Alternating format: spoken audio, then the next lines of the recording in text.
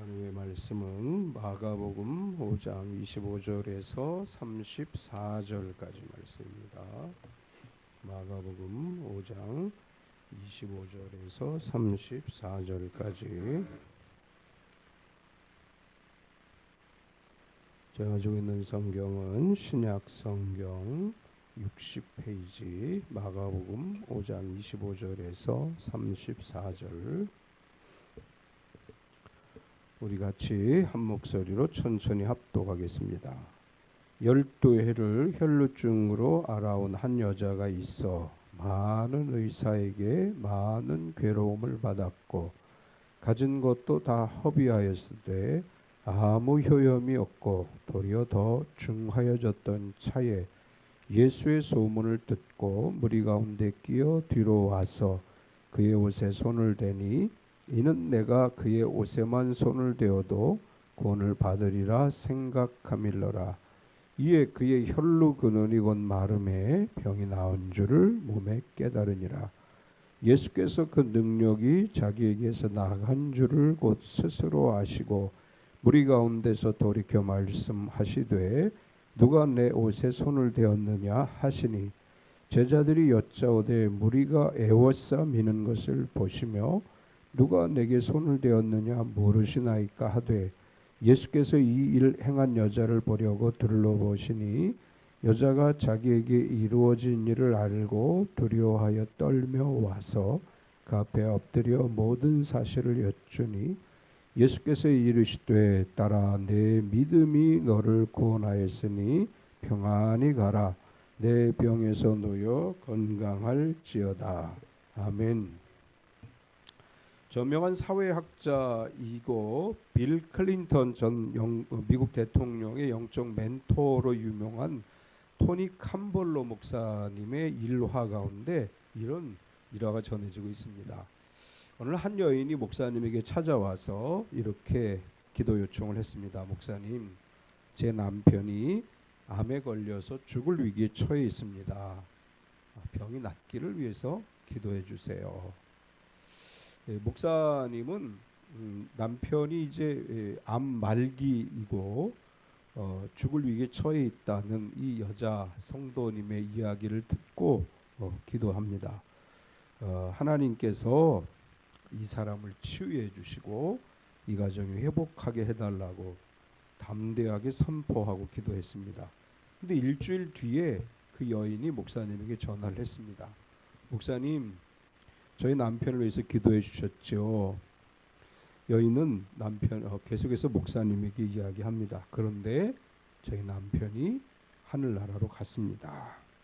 목사님은 담대하게 나사렛 예수 이름으로 치료되기를 위해서 기도했는데 하나님 나라로 갔습니다. 이렇게 얘기하면서 여인은 떨리는 목소리로 계속해서 이렇게 이야기했다고 합니다.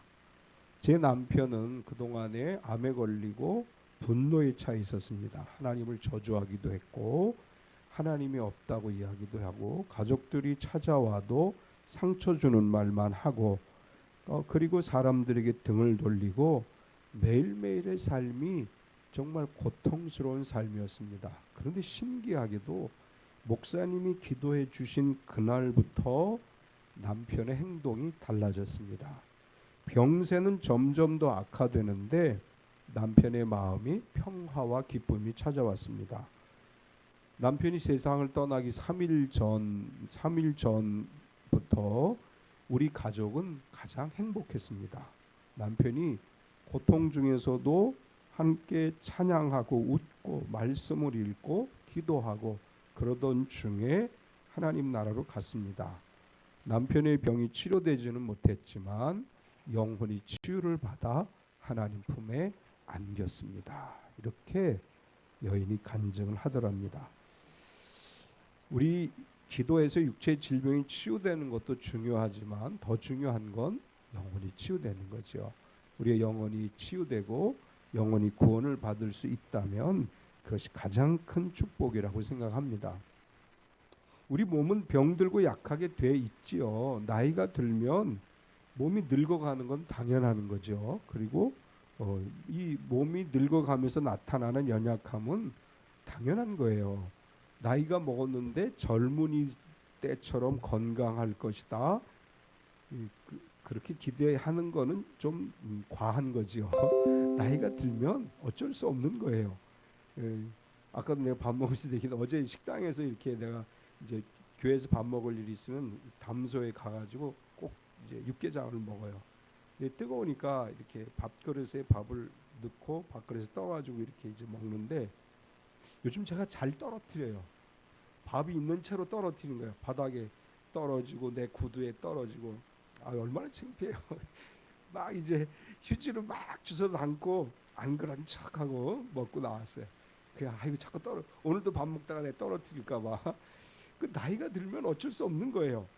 우리 조명순 집사가 그 얘기해요. 자기 이 담당하는 사람들은 나이가 많으신 분들이라 볼펜을 이렇게 쌓아놓는데요. 쓰다가 자꾸 떨어뜨린다는 거예요. 그러면 그걸 나이 드신 분들 보고 주스라고 하지 않고 고객님 여기 볼펜이 있으면 다른 거로 쓰세요. 그렇게 한다는 거예요. 몇 년 전에 나한테 그 얘기를 했는데 그래 나도 자꾸 떨어뜨려. 볼펜도 떨어뜨리고 나 떨어뜨려.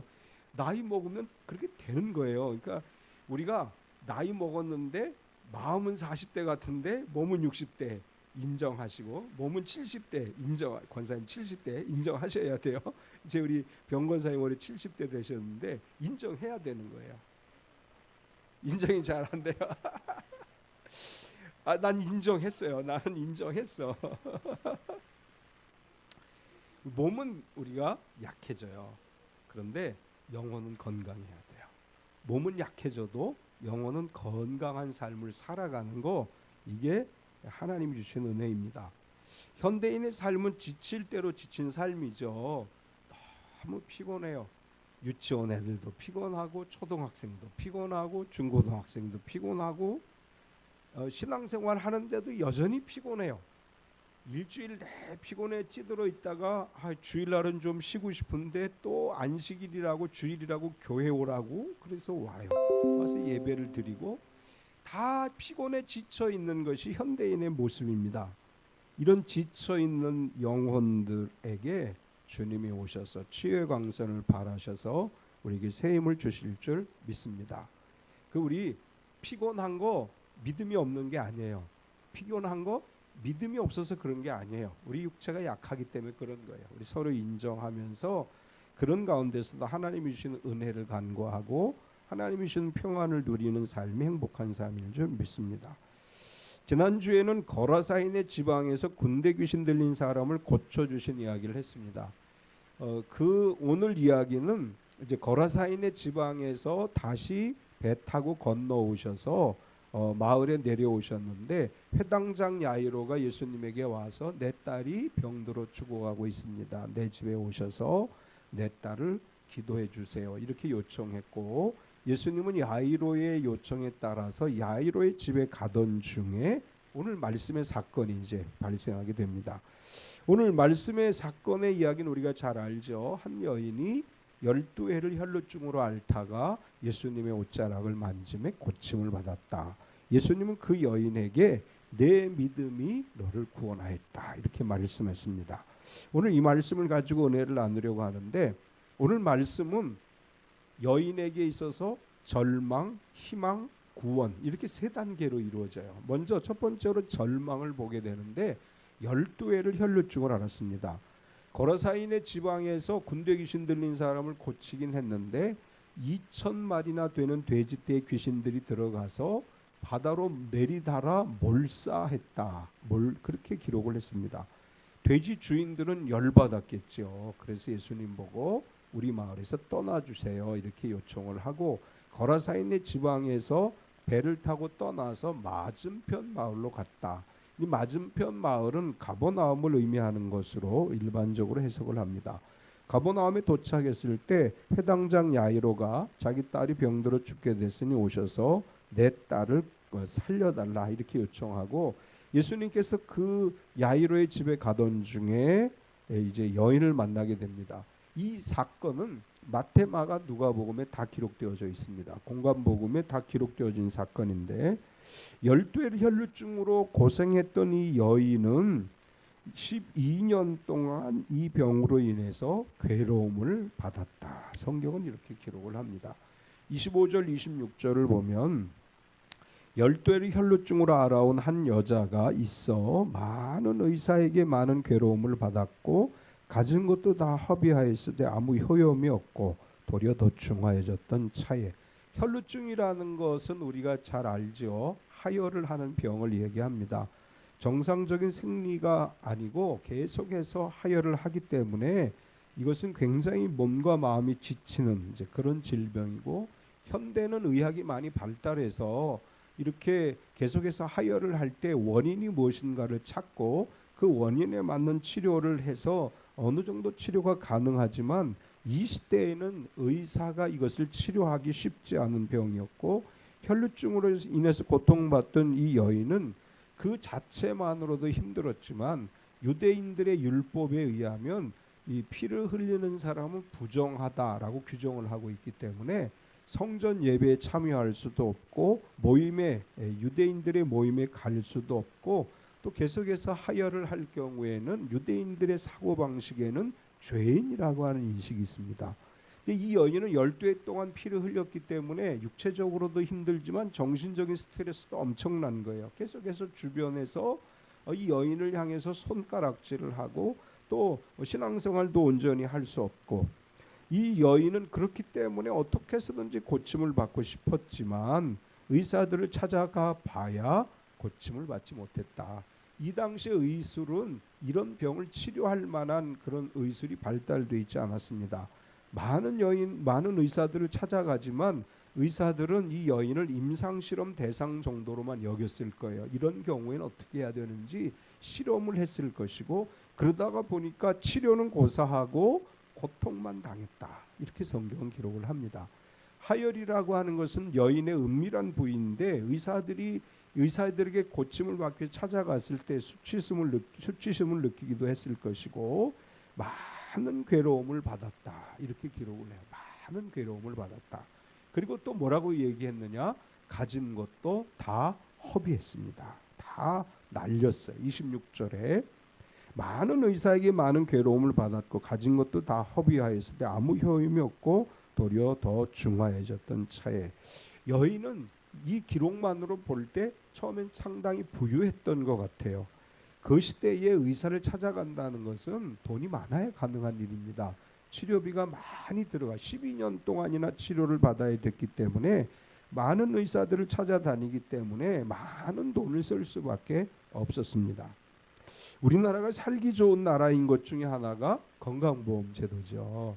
건강보험 제도가 정착되기 전에 우리나라 평균 수명은 70세가 되지 않았어요. 한갑을 꼭 했어요. 왜냐하면 한갑 지나면 언제 하나님 불려갈지 모르기 때문에. 그런데 건강보험 제도가 정착되면서 이제는 웬만하면 다 병원 가서 치료를 받기 때문에 지금 평균 수명이 굉장히 많이 올라갔죠. 보통 요즘 80세도 젊은이에 속해요. 시골에 가면 노인정에서 70세가 심부름한대요. 60세는 청년부, 시골에서 청년부원이고, 그게 굉장히 우리가 평균 수명이 늘었는데 그것의 원인 중에 하나가 저는 건강보험 제도의 정착이라고 생각을 해요. 우리나라 같이 건강보험 제도가 잘 돼 있는 나라가 많지 않아요. 선진국이라고 해도 굉장히 많은 의료비가 들어갑니다. 뭐 일본 같은 경우에 아기 하나 낳는데 기본이 1,000만 원, 한 10여 년 전에 기본이 1,000만 원 들어간다고 그랬어요. 어쨌거나 이 여인이 돈이 많았을 것입니다. 그런데 12년 동안 치료를 받다가 보니까 다 허비해버렸어요. 다 써버렸어요. 이제 빈털터리가 됐어요. 그리고 또 뭐라고 기록했어요? 아무 효용이 없이 도리어 더 중하해졌다. 26절 뒷부분에 그렇게 기록하고 있죠. 가진 것도 다 허비하였을 때 아무 효용도 없고 도리어 더 중하해졌던 차에, 돈을 들여서라도 고침을 받고 싶었는데 당시의 의사들이 그것을 고칠 수가 없었습니다. 의사들은 자기들이 할 수 있는 모든 방법을 다 동원해 봤지만 결국 치료받지 못했습니다. 이것은 여인에게 한마디로 뭐라고 얘기할 수 있어요? 절망이죠. 웬만하면 고침받을 줄 알았는데 돈을 아무리 많이 써도 고쳐지질 않아요. 이 아무런 희망이 없는 상태가 되고 말았습니다. 이런 절망에 빠져있던 여인에게 두 번째 희망이 찾아왔습니다. 돈도 다 쓰고 빈털터리가 되고 고칠 수 있는 의술도 없고 고침을 받을 가능성도 없고 상황은 더 악화되고 이제는 이 세상에 아무런 희망도 없는 절망적 상황에서 여인은 희망을 발견하게 되는데 예수님의 소문을 듣게 됩니다. 27절을 보면 예수의 소문을 듣고 무리 가운데 끼어 뒤로 와서 그의 옷에 손을 대니 절망 속에 좌절하고 있던 여인에게 희망의 소식이 들려오는데 나사렛에서 오신 예수라고 하는 분이 있는데 그분이 병든 자를 고치시더라. 귀신 들린 사람도 고치더라. 죽은 자도 살리신다더라. 여인이 예수님에 대한 이야기를 들었을 때 희망이 생겼습니다.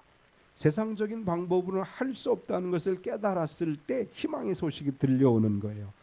여인에게 돈이 더 많았다면 예수님에 대한 이야기가 아직 희망이 안 됐을지도 몰라요. 돈이 더 있었다면 돈을 다 쓰고 나서 의사를 찾아갈 수도 없고 이제는 아무런 방법도 없다는 것을 알았을 때 예수님의 이야기가 들리는 거예요. 예수님에 대한 말씀이 들리는 거예요. 우리도 그렇지 않아요? 어떤 문제가 생겼을 때 세상적인 방법이 있다고 생각하면 기도해야지 그러면서도 기도가 좀 게을러지게 돼요. 그 방법을 찾아보게 돼요. 그렇게 하면 될 것이다 라는 기대를 가지고 그것을 위해서 막 열심히 해봐요. 그런데 안 되고 모든 시도가 다 끝나고 아무것도 할 수 없는 상황이 되면 절망하면 그때서야 성경 말씀이 눈에 들어와요. 그리고 기도가 시작돼요. 얼마 전에 TV를 보다가 탤런트 이경진 씨가 나와서 이제 이야기하는 걸 들었어요. 자신이 유방암 판정을 받았는데 병원에서 이제 이 유방암을 치료하려면 유방을 절개해야 된다. 근데 그건 자기는 정말 그건 안 하고 싶어서 하나님께 기도를 했대요. 하나님, 절개하지 않고 치료받을 수 있게 해달라고. 근데 의사들마다 그건 불가능합니다. 이 병원 가도 안 된다고, 저 병원 가도 안 된다. 정말 눈물로 간절히 기도했대요. 하나님, 절개하지 않고 나를 치료받게 해달라고. 얼마나 간절히 새벽마다 기도했는지 모른다고. 그런데 어느 병원에 갔더니 다행히 절개하지 않고 치료할 수 있습니다. 그래서 치료를 받게 됐다. 간증을 했어요. 이게 TV 간증 프로가 아니고 박원숙 씨가 함께하는 같이 삽시다.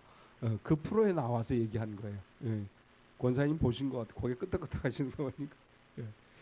그 이분은 사실은 이제 세상 예능 프로잖아요. 같이 삽시다가 예능 프로인데 거기 나와서 자기 신앙적 고백을 한 거예요. 하나님 앞에 기도했더니 그렇게 만나게 하셔서 치료받았다.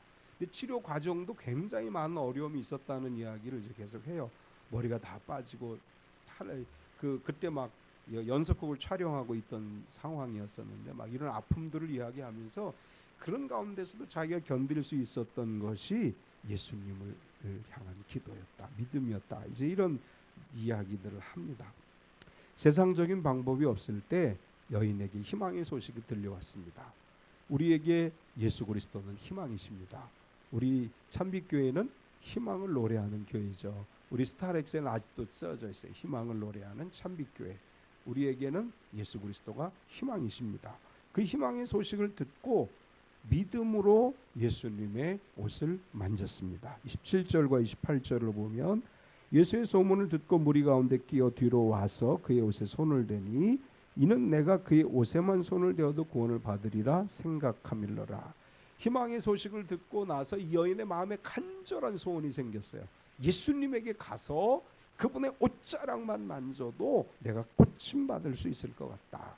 사실 회당장 야이로는 예수님에게 와서 이렇게 얘기해요. 예수님, 내 집에 오셔서 내 딸에게 손 얹어 기도해서 내 딸이 살아나게 해 주옵소서. 그런데 이 열대 혈루증 앓던 여인은 마음에 간절한 소원을 가졌는데 내가 가서 예수님의 옷을 만지기만 해도 나을 것 같다. 이런 믿음이 이 여인에게 있었습니다. 놀라운 사실은 이런 믿음이 그 여인에게 기적을 가져왔다고 하는 것입니다. 하나님 우리에게 믿음을 요구하셔요. 우리가 믿음으로 하나님을 바라볼 때 하나님께서 우리의 믿음대로 역사하시고 우리의 믿음을 통해 하나님의 기적을 이루어 주시는 분이십니다. 희망의 예수님에 대한 믿음을 갖는다면 우리에게도 그분의 옷자락을 만지기만 해도 병이 나을 수 있다고 하는 믿음이 우리에게 있어야 됩니다.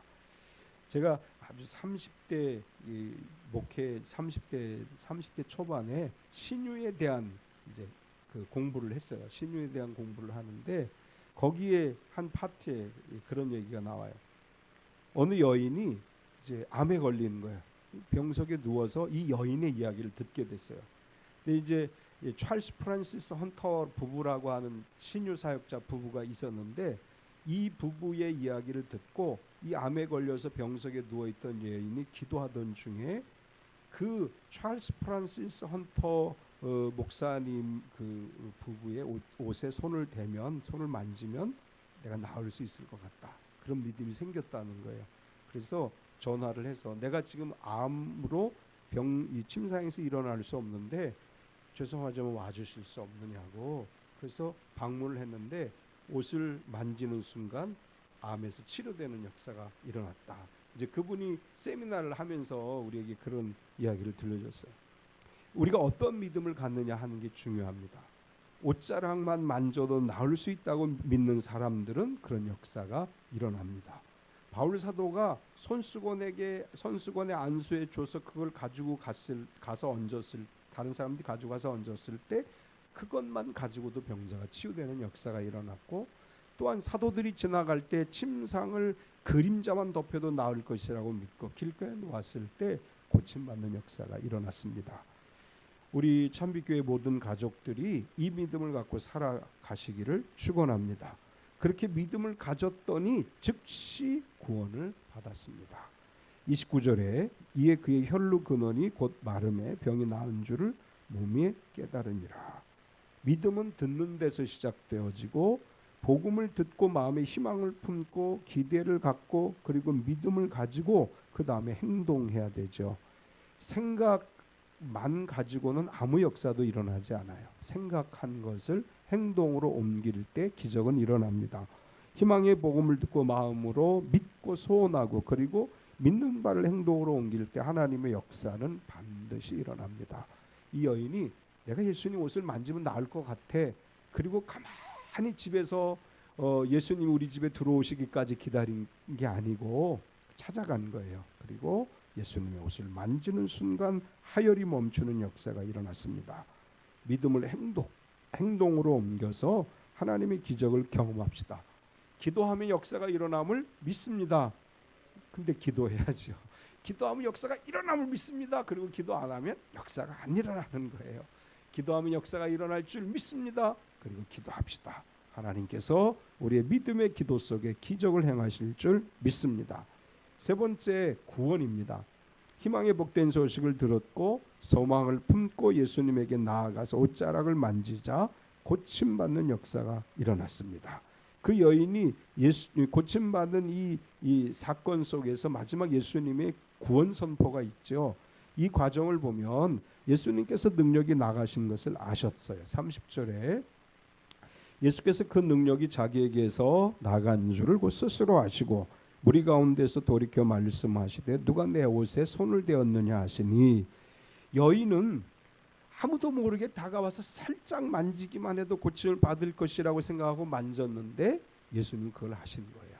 자기 옷자락, 예수님 옷자락을 만지는 걸 느꼈고 예수님에게서 능력이 나가서 고침받는 걸 아셨습니다.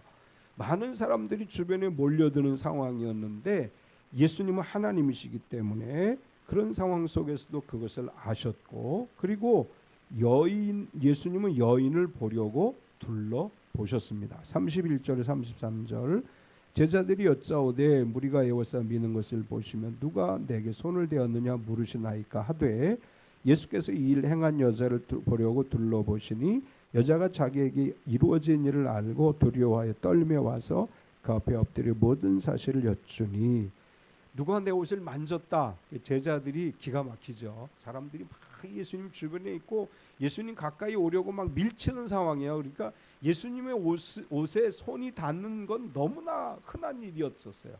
그 제자들이 예수님에게 이렇게 얘기하는 거야. 예수님, 아니 이렇게 사람들이 많은데 막 서로 밀치고 하는데 누가 예수님의 옷에 손을 댔는지 그걸 어떻게 알겠느냐고, 이 많은 사람들 중에 이 사람 저 사람이 예수님 옷에 손을 댔을 거 아닙니까? 제자들은 예수님에게 이렇게 이야기했습니다. 그런데 여인은 예수님의 이야기를 듣고 두려움을 느꼈어요. 내가 가서 살짝 만지기만 해도 나을 거야. 그리고 나음을 입었습니다. 얼마나 기뻤어요. 뛸 듯이 기뻤을 거예요. 그런데 갑자기 예수님이 누가 내 옷에 손을 댔다. 상상해 보세요. 굉장히 두려움이 있을 거예요. 예수님이 그걸 어떻게 하셨지? 아니 혹시 나한테 뭐라고 하시는 거 아니야? 너 왜 와서 내 옷 만졌어? 나한테 와서 기도해 달라고 하지? 혹시 야단치는 거 아니야? 이런 영적 두려움이 여인에게 있었다는 사실을 알 수 있습니다. 여인은 그 두려움 속에서 떨며 예수님 앞에 나와서 예수님에게 고백을 하죠. 내가 예수님 앞에 옷을 만졌고 이러한 일이 있었습니다. 두려움을 느끼고 예수님 앞에 나온 여인을 향해서 예수님은 이렇게 말씀하셨어요. 딸아, 내 믿음이 너를 구원하였으니 평안히 가라. 34절에 보면 예수께서 이르시되 딸아, 내 믿음이 너를 구원하였으니 평안히 가라. 내 병에서 놓여 건강할지어다. 두려워하는 여인에게 예수님 말씀하셨어요. 안심하라. 그리고 평안히 가라. 내 믿음이 너를 구원했다. 이제는 두려워하지 말고 담대하게 나아가서 내 병에서 너의 건강할지어다. 여기 평안히 가라는 말은 평안을 가지고 가라, 그런 말입니다. 12년 동안 고생했잖아요. 병 때문에 돈도 다 날렸고 어떻게 보면 살 길이 막막할 수도 있어요. 병이 고침을 받긴 했지만 여인에게는 사실 여러 가지 문제들이 있을 수 있습니다. 예수님은 여인의 그런 상황을 알고 말씀하시는 거예요. 평안을 가지고, 평화를 가지고 너의 집으로 가라. 예수님께서 오늘 우리에게 같은 말씀을 하시는 줄 믿습니다. 평화를 가지고 세상을 향해 나아가라. 평안을 가지고 삶의 현장으로 나아가라. 예수님 이렇게 우리에게 말씀하시는 줄 믿습니다. 그 예수님 또 이렇게 말씀하셨어요. 내 병에서 놓여 건강할지어다. 이건 무슨 얘기냐 하면 병에 걸리지 않도록 건강을 위해 조심하고 믿음을 잘 지키라, 그런 말씀이에요. 우리가 예수님 믿으면 가만히 아무렇게 하나 해도 건강한 게 아니에요. 우리가 예수님을 믿고 우리 건강을 위해서 조심해야 돼요. 우리가 해야 될 일들을 제대로 해야 되고, 그리고 믿음 안에 살아가야 되죠. 나 이제 예수님 믿고 고침 받았어, 그렇게 이제 은혜를 받았어, 감사해. 그러다가 어느 순간에 마음에 의심이 생기고 또 신앙적으로 나태해지면 다시 질병이 찾아올 수 있어요. 그래서 예수님이 이렇게 말씀하시는 거예요. 내 병에서 놓여 건강할지어다. 병에 다시 걸리지 않게 조심스럽게 건강을 위해서 건강을 잘 챙기고, 그리고 신앙적으로도 그 믿음을 잘 지켜라, 이렇게 말씀하시는 것입니다. 오늘 주님께서 우리에게 말씀하십니다. 내 믿음이 너를 구원하였다. 믿음대로 될지어다. 사실은 이 말씀이에요. 믿음대로 되는 역사가 일어날 줄 믿습니다. 오늘 이제 조금 이따 제가 기도할 때 믿음의 선포를 한번 했으면 좋겠어요. 각자 어려운 문제들이 있죠. 뭐 건강의 문제가 있으신 분, 또 자녀의 문제, 또 물질의 문제, 삶의 문제가 있는 분들이 우리 찬양 하나 간단하게 부를 때 아직 생각 안 했다면 하나 마음속에 믿음의 소원을 가졌으면 좋겠어요. 주님, 이 시간 그 여인이 옷자락을 만진 것처럼 내가 이러이러한 소망을 가지고 하나님께 나아가길 원합니다. 주님, 나의 기도를 들어주시고 내가 이 시간 믿음을 가지고 선포하며 기도할 때, 그리고 그것을 위해서 행동하며 나아갈 때 주님께서 우리에게도 내 믿음대로 될지어다. 내 믿음이 너를 구원했다. 내 믿음이 내 문제를 해결했다. 주님의 음성을 듣는 시간이 되게 하옵소서. 이렇게 우리 기도하는 시간 갖겠습니다. 우리 아까 마지막에 무슨 찬송했죠? 마지막에 부른 찬송 부를 때 이제 한번 생각해 보세요. 내가 오늘은 마음에 어떤 소원을 가질까? 어떤 기도를 가지고 주님께 나아갈까? 우리 마음으로 정하시고 찬양 부르신 다음에 통성으로 기도할 때 여인이 옷자락을 만진 것과 같이 우리 각자 마음의 소원을 가지고 주님께 기도하겠습니다.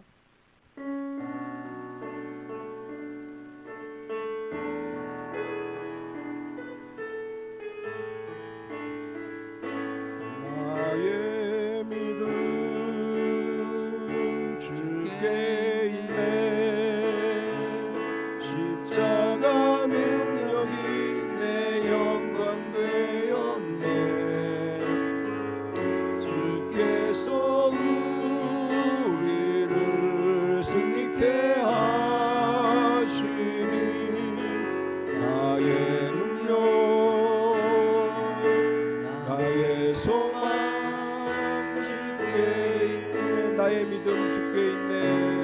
나의 믿음 주께 있네.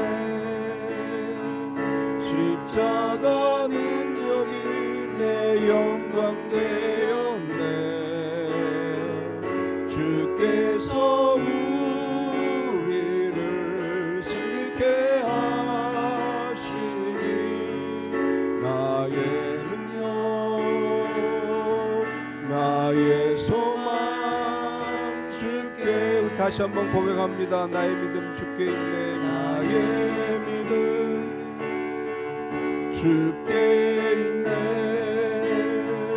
십자가 능력이 내 영광 되었네. 주께서 우리를 승리케 하시니 나의 믿음 나의 소망 주께 있네. 우리 같이 통성으로 기도하겠습니다.